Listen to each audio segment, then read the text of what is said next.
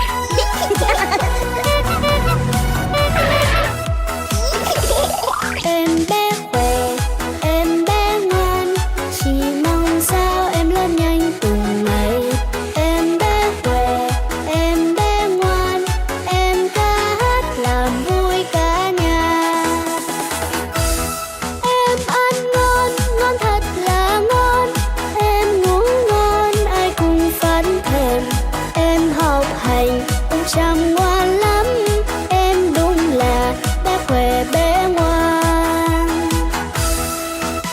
Hả?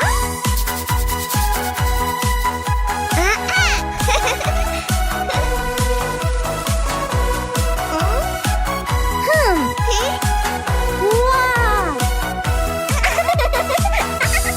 Em bé khỏe, em bé ngoan, chỉ mong sao em lớn nhanh từng ngày. Em bé khỏe, em bé ngoan, em ca hát làm vui cả nhà. Em ăn ngon, ngon thật là ngon, em ngủ ngon, ai cùng phấn thèm. Em học hành, em chăm ngoan lắm, em đúng là bé khỏe bé ngoan. Hả?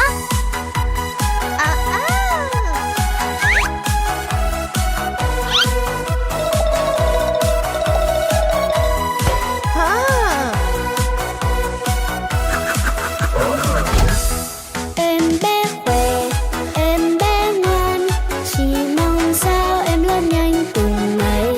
Em bé khỏe, em bé ngoan, em ca hát làm vui cả nhà.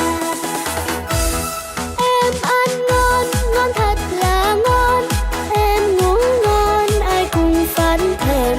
Em học hành, em chăm ngoan lắm, em đúng là bé khỏe bé ngoan. Ngon, ngon thật là ngon, em ngủ ngon, ai cùng phấn thèm. Em học hành, em chăm ngoan lắm, em đúng là bé khỏe bé ngoan.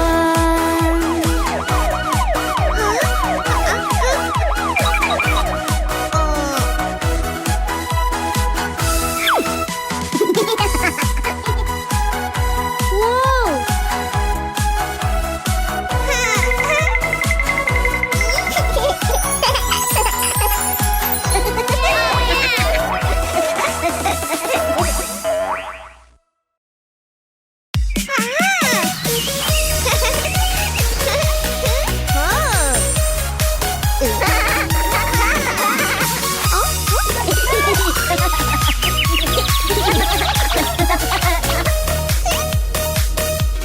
Chú thỏ con ơi chú thỏ con, có bộ lông lông trắng như bông. Mắt của chú, đôi mắt của chú, màu hồng nhạt như là viên kẹo. Đôi tai chú dài thẳng lưng, trông thật đẹp, đi trông thật xinh. Còn cái đuôi chú đang ngoe nguẩy, ôi dễ thương này chú thỏ con. Chú thỏ con ơi chú thỏ con, có bộ lông lông trắng như bông. Mắt của chú, đôi mắt của chú, màu hồng nhạt như là viên kẹo. Đôi tai chú dài thẳng lưng, trông thật đẹp, đi trông thật xinh. Còn cái đuôi chú đang ngoe nguẩy, ôi dễ thương này chú thỏ con.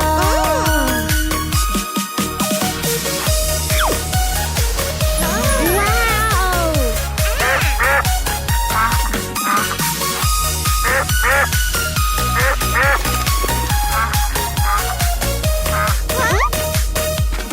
Chú thỏ con ơi chú thỏ con, có bộ lông lông trắng như bông.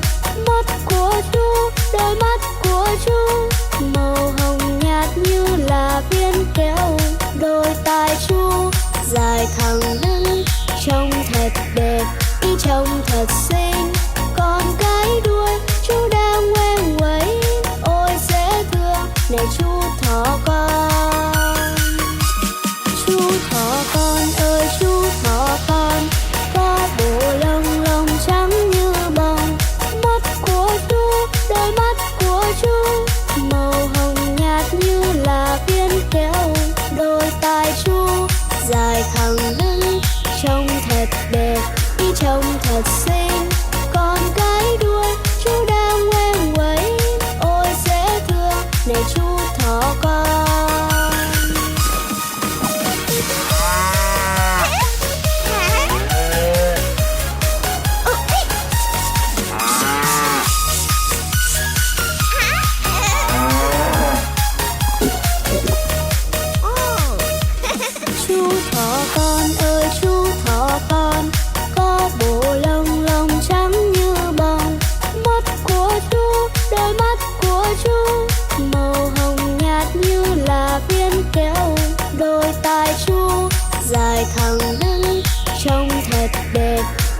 trông thật xinh. Còn cái đuôi chú đang ngoe nguẩy, ôi dễ thương này chú thỏ con. Chú thỏ con ơi chú thỏ con, có bộ lông lông trắng như bông. Mắt của chú, đôi mắt của chú màu hồng nhạt như là viên kẹo. Đôi tai chú dài thẳng lưng, trông thật đẹp, trông thật xinh.